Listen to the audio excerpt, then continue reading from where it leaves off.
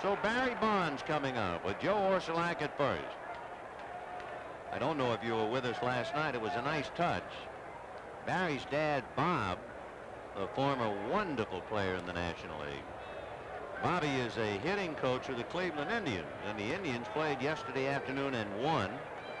And then his father drove over here about 2 hours and got here last night, and Bobby saw Barry Bonds get his first big league hit, a double. And then Papa went back to work with Cleveland, and young son is on his own.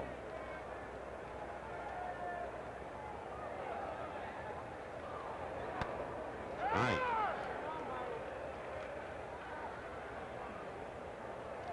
Bob Welch with 1 out and a runner on thanks to the error.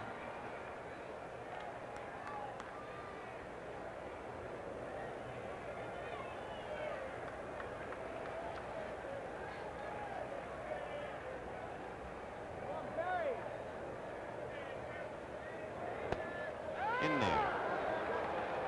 0-2. Bobby Bonds was purchased from Hawaii. He was having a big year, hitting .311. And he has made it to the Pirates faster than any other #1 June draft choice. Pitcher Jim Wynn had the distinction, but Barry has arrived earlier. For Barry Bonds, he came to camp as a non-roster player, and he is the third #1 draft choice to make the big club. Pitcher Jim Wynn, shortstop Sammy Khalifa, and now Barry. Orsulak at first. 1 out, first inning, no score.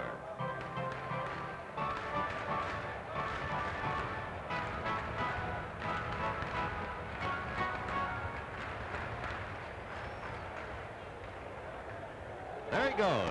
Swung on and missed, and the throw down got him. And I'll tell you what, Mike Scioscia is all over the plate umpire, Ed Montague, and here comes Lasorda, because when Barry Bonds struck out, he really got in the way of Scioscia.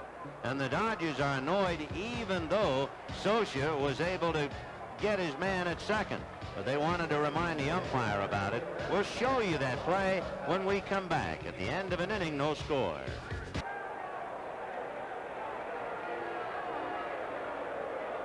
The crowd, can you imagine? The crowd is so angry at Matlock, they boo when a Pirate gets a base hit. And here's Barry Bonds, ball 1.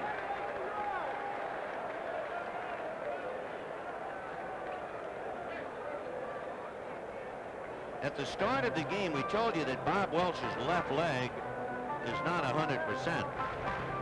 The muscle is bruised and sore from the shot he took off the bat of Tim Raines in Los Angeles. I don't say that has anything to do with his problems today, but he has given up a single, 2 doubles, and a triple. Runners at first and third with 1 out in the third. And he almost threw that to the backstop.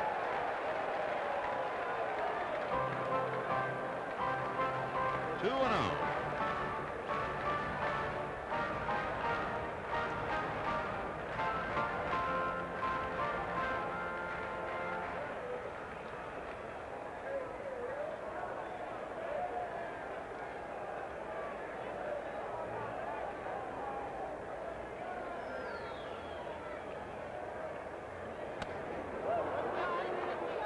Two and 1 to Barry. He struck out, and Orsulak was doubled up trying to steal.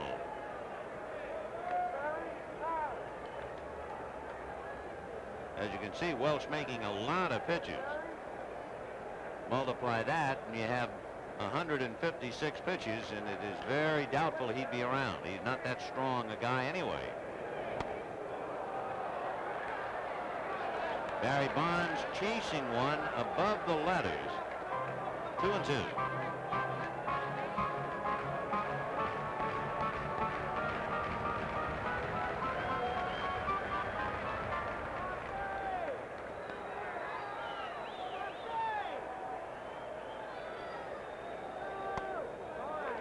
Three and 2. So they've been trying to keep the ball up. Barry has chased 2, and now the count is full. With 1 out, we'll watch Orsulak at first and see if he's going to be going.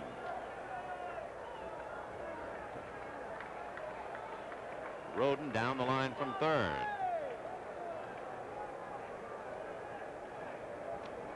And the Dodgers think maybe he will.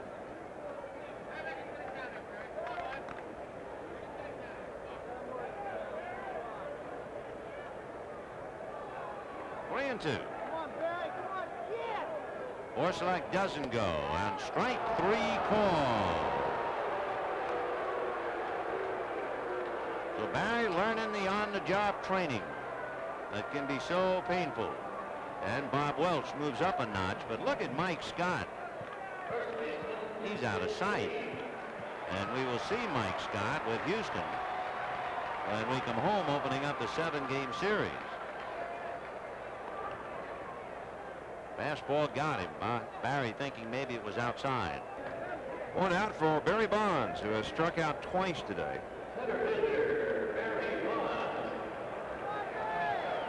Barry Bonds was the number 6 selection in the free agent draft last year, which brings to mind that the 1986 free agent draft begins tomorrow. Inside for a ball. They'll hold the draft Monday, Tuesday, and Wednesday. So Dodger scouting director Ben White and all of his scouting supervisors have been in Los Angeles the last couple of days preparing for that draft. A year ago, the Dodgers had the number 10 choice, and they selected Chris Gwynn out of San Diego State, who is, as you know, Tony Gwynn's brother. The Dodgers will select 19th tomorrow in the regular phase. Ball 3 to Bonds, 3-0. In the secondary phase, which is the list of players who have been previously drafted and did not sign, the Dodgers will choose 11th. Welch finds the strike zone, 3-1.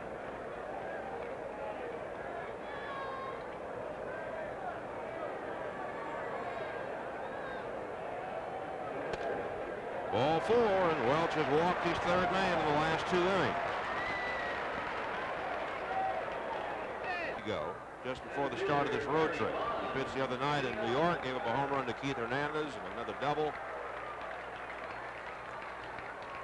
And here in Pittsburgh Friday night, he walked 2 men, did have a strikeout among his 2 outs in that 11th inning. Barry Bonds will lead off in the 6th. Struck out twice and walked. He is 1 for 10, and this is first series in the big leagues.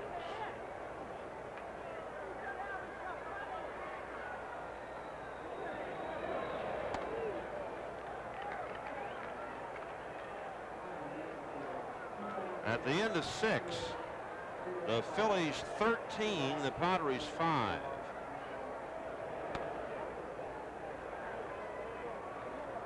So the Dodgers are headed for a hornet's nest at Veterans Stadium tomorrow night. Phillies will have a 6-game winning streak going.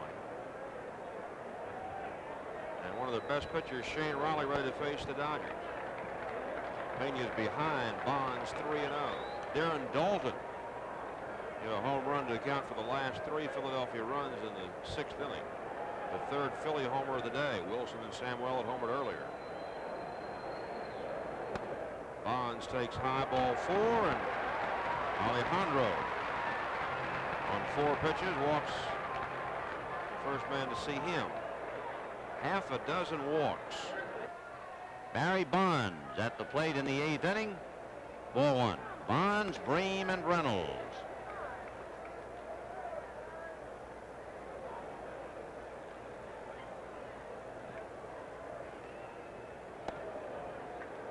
Two and 0.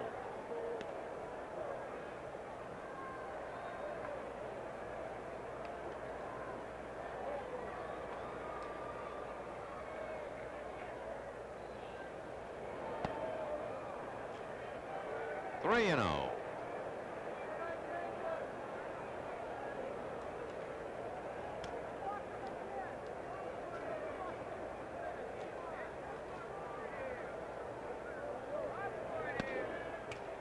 And so Bonds walks to open up the 8th.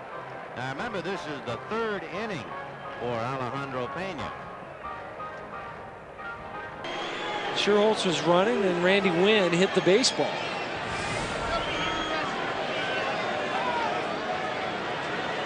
So here we go. Jimenez against Bonds again, and that's inside, ball 1. Bonds, his first time up on a 1-2 pitch, got a fastball at 99 miles an hour, but it was up and out over the plate. And Bonds, some of the fastest hands ever, hit it over the left field wall. 2-0 as the slider's in the dirt. Well, even though that ball was up and away from him a little bit, still strong and got the barrel of the ball, or the barrel of the bat to the baseball. And with the 2-run home run, he moved past Lou Gehrig, 3rd all-time in RBIs, closing in on 2,000.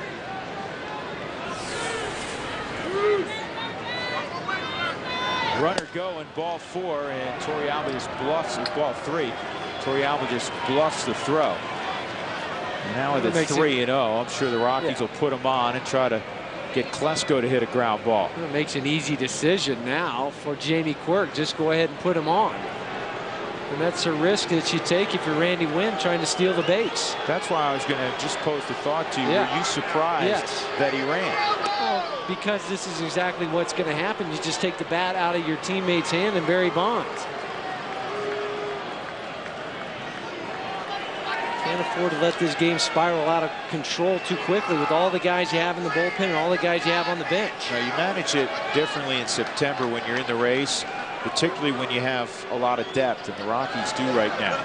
Barry Bonds takes outside ball 1, and that'll get Torrealba out there.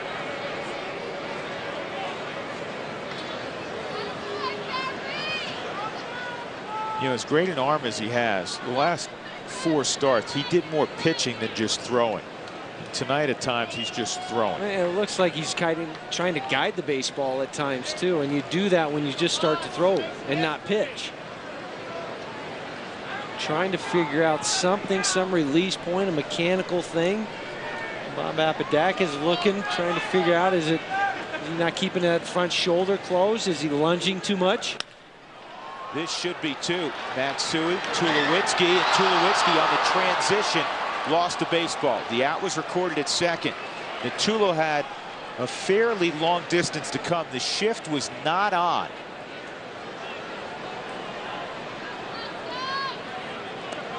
So there's 1 out, runners at first and third, and Klesko coming up. Well, Randy Wynn did get on top of him with Todd playing back, allowing Wynn to get there, and Troy just missed it on the transfer. Randy Wynn's right on top of him, but as you're coming across the bag, he's already peeking and just doesn't get the transfer before he goes to throw. Dan Serafini will make his Colorado Rockies debut. Added to the roster yesterday. Rockies signed him in late July to a minor league deal. He was pitching in Japan the last few years. Well, the last time he pitched in the state was 2003 against Montreal. That's how long ago it was. They're not even in existence. Well, they are, Washington. Right. You know what you meant. Yeah. Originally a #1 pick of the Minnesota Twins back in 1992. Big league time with the Twins, the Cubs, the Padres, and the Pirates. And he hits Bonds.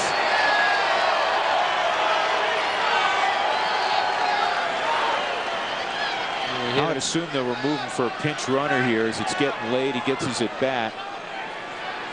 Davis is going to come out and run for him and then go out and play center field. He'll go play center field. They'll move Wynn to left field.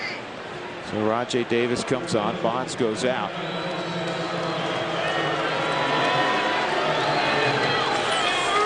Just a breaking pitch that Serafini just spun up there. Bonds takes it off that armor that he wears on his right elbow.